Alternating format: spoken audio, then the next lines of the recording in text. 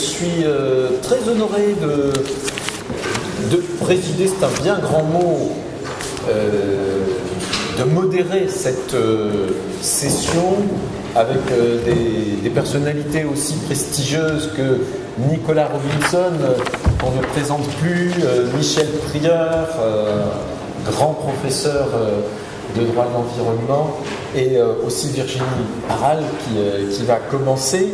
Le thème, donc vous l'avez compris, de cette session, c'est tout ce qui concerne, parmi les principes du pacte, tout ce qui est susceptible de concerner les politiques publiques. Et donc, ce sont des principes qui s'adressent souvent et d'abord aux États dans leur rôle de responsable des politiques publiques, avec successivement le principe d'intégration, développement durable, qui veut que chaque État doit intégrer la préoccupation environnementale dans toutes les autres politiques publiques, pas seulement dans la politique spécialement consacrée à l'environnement, mais aussi dans les autres politiques en matière fiscale, en matière de marché public, en matière de transport. C'est l'intégration de la politique environnementale. On aura aussi le sujet de l'équité intergénérationnelle qui sera traité par vidéo interposée par Edith Brown-Weiss, puis la question de la résilience, qui est un principe auquel Nicolas Robinson est très attaché et qu'il pourra nous présenter, et le principe de non-régression qui nous vient de Michel Prieur, qui en est un des artisans, qui est aussi un principe très utile, et là qui concerne vraiment l'État dans sa fonction de législateur, d'autorité normative. On aurait pu aussi ajouter, mais le temps nous aurait manqué, le principe d'effectivité, qui est aussi au nombre de ces principes qui doivent guider l'État lorsqu'il édicte des normes. Ils ne peuvent pas régresser, ça c'est le principe de non-régression, mais en plus il faut que ces normes soient efficaces et qu'elles soient appliquées, c'est le principe d'effectivité. Donc on va écouter l'ensemble de nos intervenants. Pour ce qui est des questions, on les aura évidemment à la fin de ces interventions, et on pourra y ajouter à cette occasion les questions qui n'ont pas pu être posées lors de la séance précédente. Je pense que certains d'entre vous ont dû être frustrés de certaines questions, donc on les prendra tout ensemble à l'issue de ces interventions. Il y a donc 15 minutes pour chaque intervenant, et je cède la parole à Virginie Barral. Merci. Merci bien. Donc, bien entendu, je suis très reconnaissante aux organisateurs et je remercie vivement de m'avoir convié à contribuer aujourd'hui à cette réflexion sur les principes à inclure dans le pacte mondial sur l'environnement. Et je veux dire que je ne suis pas mécontente d'ouvrir cette première session de l'après-midi, tant cela allège un petit peu la tâche d'intervenir, de présenter avec des intervenants aussi prestigieux. Je voudrais aussi dire qu'aujourd'hui je prends la parole pour deux, car mon propos sur le développement durable et l'intégration est en fait basé sur un texte qui a été coécrit avec le professeur Claire-Marie Dupuis dans le cadre du projet de pacte global. Donc ce projet de pacte global incorpore en son article 3 les principes d'intégration et de développement durable. Et il ne fait en effet absolument aucun doute que ces principes doivent trouver une place de choix dans tout effort de codification du droit international de l'environnement. Et on peut même estimer que le développement durable est un principe finalement fondateur des conceptions modernes du droit international de l'environnement, et que le principe d'intégration, pour sa part, structure la manière d'en produire les règles, ainsi que toute politique, comme on venait de le mentionner, toute politique environnementale et aussi économique et sociale. En ce sens, ces principes figurent parfaitement au sein de la session sur les principes directeurs. Et il me semble-t-il aujourd'hui assez raisonnable de conclure qu'on ne peut plus penser la formulation du droit international de l'environnement ainsi que l'adoption de toute politique publique en isolation des principes d'intégration et de développement durable. Et pour étayer le bien fondé de l'inclusion de ces principes au sein du pacte mondial, Ce que je souhaite faire dans cette courte intervention est revenir d'abord très brièvement sur le sens, non pas juridique, mais sur l'idée, si on veut, de développement durable et d'intégration, et en particulier sur le lien, sur le rapport qui unit ces deux notions. Et je souhaite ensuite souligner la vaste diffusion de ces principes en droit international de l'environnement et éclairer cette fois-ci un peu plus leur sens juridique. Je voudrais enfin pencher sur quelques questions qui demeurent à résoudre avant de proposer certaines recommandations pour la formulation du principe. Donc si on se penche en premier lieu sur l'idée de développement durable et le lien qu'il entretient avec l'intégration, lorsque l'on évoque l'origine de la notion de développement durable, on se réfère souvent, comme on l'a dit ce matin, à la stratégie mondiale de conservation ou au rapport Brundtland des années 80. Mais pourtant, l'idée de durabilité est en fait un peu plus ancienne que cela. Elle remonte au moins au XIXe siècle et même en fait au XVIIIe siècle. Peter Sand a ainsi montré que dans l'Allemagne du XVIIIe siècle, les principes de gestion forestière dits sages préconisaient déjà que la forêt ne pouvait être exploitée que dans les limites de sa capacité de régénération. Philippe Sands, quant à lui, souligne que l'idée était aussi utilisée dans un cadre cette fois international, et en particulier dans l'affaire des phoques à fourrure de la mer de Bering de 1893, les États-Unis se fondaient alors sur la notion de gestion durable des ressources naturelles dans l'intérêt de l'humanité tout entière pour contester les méthodes de pêche britanniques. Il n'en demeure pas moins que la popularisation et la diffusion de l'idée de développement durable s'est faite principalement dans les années 80-90. Et lorsqu'on en cherche une définition, eh bien c'est naturellement vers celle du rapport Brundtland que l'on se tourne. Cette définition est certes imparfaite, mais elle n'en demeure pas moins emblématique, et elle décrit, comme on le sait, le développement durable comme un développement qui répond aux besoins du présent sans compromettre la capacité des générations futures de répondre à l'heure. Alors je ne vais pas entrer dans la controverse de la définition précise du développement durable, mais ce que l'on peut retenir des différentes impulsions conceptuelles onusiennes qui ont été consacrées au développement durable à la suite du fameux rapport Brundtland est que l'on doit comprendre le développement durable comme un développement qui est obtenu au moyen de la réconciliation et du soutien mutuel de ces trois piliers fondateurs et interdépendants.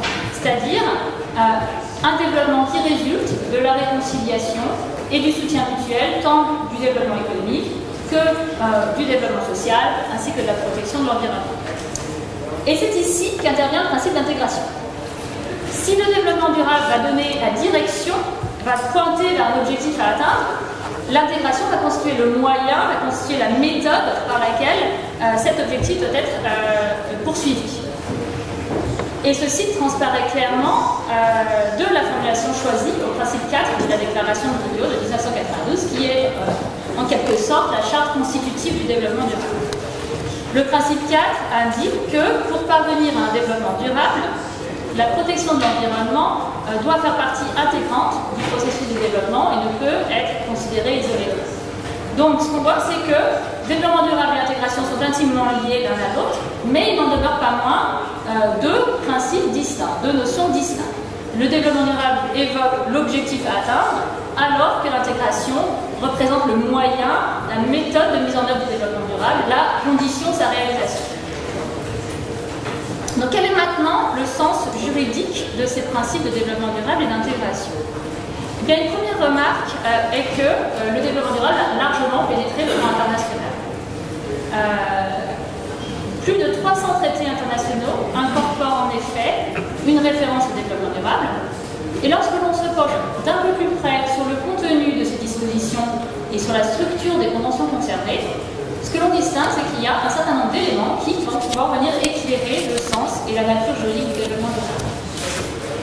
En premier lieu, pour plus de 200 des traités concernés, le développement durable est inclus dans la partie opérationnelle de la Convention, plutôt que dans son préambule.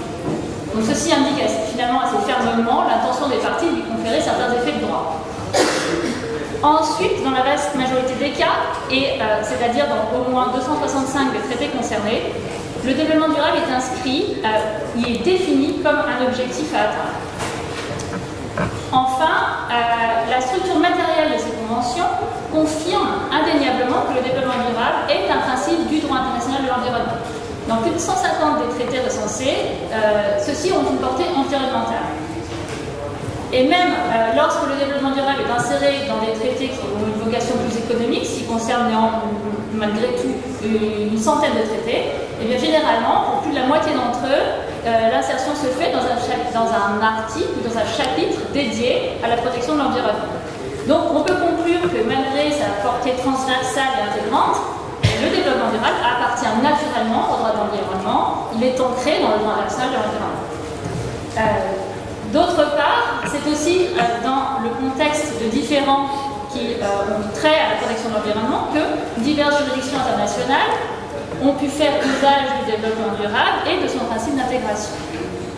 Donc au fil des arrêts et des sentences qui ont contribué à définir les contours juridiques du développement durable depuis l'arrêt de la Cour pénale de justice de 1997 dans l'affaire du projet Capchi-Covona-Chimaros, jusqu'à la sentence plus récente du tribunal arbitral dans l'affaire des eaux de l'Indus de 2013, on voit peu à peu se distinguer une reconnaissance peut-être coutumière de ces principes. Dans l'affaire des eaux de l'Indus, le tribunal estime ainsi que le droit international coutumier requiert aujourd'hui la réconciliation du développement économique et de la protection de l'environnement. Et pour ce tribunal, ceci représente d'ailleurs l'expression même du développement durable. Quant au principe d'intégration, le tribunal arbitral, cette fois-ci dans l'affaire du chemin de fer du Rhin de fer de 2005, affirme que l'intégration de la protection de l'environnement dans les activités économiques est aujourd'hui exigée par le droit international et il voit même dans l'intégration un principe du droit international général. Donc ce que l'on peut conclure pour l'instant de ces considérations, c'est que le développement durable représente un objectif à atteindre par l'intégration des préoccupations économiques, sociales et environnementales. Cet objectif a par ailleurs largement pénétré le droit international et en particulier le droit international de l'environnement, justifiant qu'il en constitue un principe central et fondateur. Mais maintenant, avant de proposer certaines recommandations relatives peut-être à la formulation appropriée de ces principes, je voudrais auparavant évoquer rapidement deux questions relatives, l'une au développement durable et l'autre à l'intégration, qui demeurent un petit peu en suspens. La première a trait à la qualification juridique du développement durable. Alors s'agit-il d'une règle, s'agit-il d'un principe, s'agit-il d'un concept, ou bien encore s'agit-il d'une nouvelle branche de droit international? En pratique, on se réfère assez rarement au développement durable en tant que règle. Par contre, la qualification, parfois de concept, parfois de principe, est pour sa part assez fréquente. Quand on se penche sur la jurisprudence internationale, on sait que la Cour internationale de justice en 1997, dans l'affaire Capchi-Covona-Chimaros, le qualifie de concept, mais plus tard, elle le qualifie d'objectif dans l'affaire des usines de pâte à papier sur le fleuve Uruguay. Les tribunaux arbitraux, eux, dans le Rhin de fer et dans les eaux de l'Indus, ils voient pour leur part plus facilement un principe. Donc la question n'est pas résolue parce que les références varient. Mais s'il s'agit d'un simple concept, peut-il avoir sa place dans un pacte mondial sur l'environnement? La réponse, à mon sens, ici peut fermement être oui, car la distinction entre une règle, un concept ou un principe a finalement trait à son degré de généralité d'abstraction et non pas à sa capacité à exprimer des valeurs juridiques. Donc même en tant que concept, le développement durable peut refléter un principe juridique, si ce n'est sous une forme très abstraite et très générale. La seconde question que je souhaite évoquer a trait au processus d'intégration et à ce qu'il requiert. S'agit-il d'une obligation purement procédurale? S'agit-il d'une obligation formelle, simplement, de prise en compte des considérations tant économiques que sociales et environnementales dans le processus de prise de décision, sans nécessairement que celles-ci doivent influer sur le résultat obtenu? On peut les prendre en compte, mais les rejeter. Ou requiert-elle un résultat différent de celui qui aurait été obtenu sans la mise en œuvre du principe d'intégration? Dans le premier cas, l'autorité en charge de la prise de décision pourrait, par exemple, considérer la conversion d'une forêt en terrain agricole. Dans ce processus, elle se devrait, au nom d'une conception procédurale de l'intégration, considérer en effet l'impact peut-être de sur la séquestration du carbone ou l'appauvrissement de la diversité biologique. En d'autres termes, elle devrait mettre en balance ces diverses considérations. Mais elle pourrait, par là même aussi, finalement, rejeter les premières considérations et donner la priorité à la conservation de la forêt, eu égard aux besoins primordiaux, besoins agricoles primordiaux de la population locale. Mais dans ce contexte, non seulement les considérations économiques et sociales et environnementales n'ont pas réellement été intégrées, selon le sens commun de la notion qui évoque pas simplement une mise en balance, mais une fusion pour créer quelque chose de nouveau, mais au-delà de ça, la décision adoptée serait en outre incapable de contribuer à la poursuite du développement durable.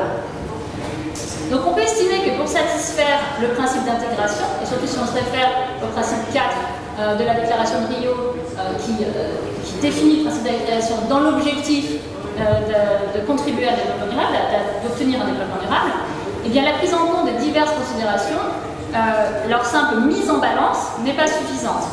Encore faut-il que celles-ci viennent matériellement peser sur le résultat final, soit par la régulation, soit par le soutien mutuel. Donc dans le cas de la conservation de la forêt, il s'agirait alors d'adopter des mesures spécifiques pour compenser la perte de séquestration de gaz à effet de serre et promouvoir la biodiversité, un peu sur le modèle de ce qu'avait fait le tribunal arbitral dans la séquence sur un fer.